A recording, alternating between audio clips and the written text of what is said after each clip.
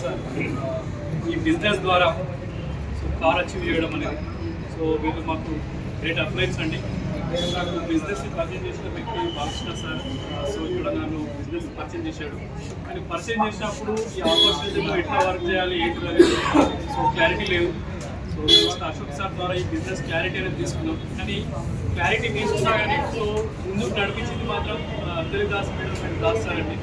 So వాళ్ళు great decision తీసుకొని మా టీం అందరినీ ముందుకు నడిపేయడం వల్ల ఈరోజు మా టీంలో ఒక కార్ రావడం మీద నేను కూడా కార్ తీసుకోబోతున్నా.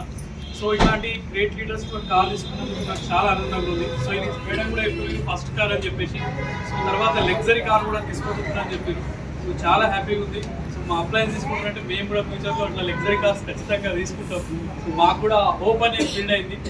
సో ఇక్కడ ఉన్న వాళ్ళందరికీ కూడా సో ఆల్రెడీ ఇక్కడ చాలా మంది లీడర్స్ వచ్చినారు, కొత్త వాళ్ళు కూడా వచ్చింటారు.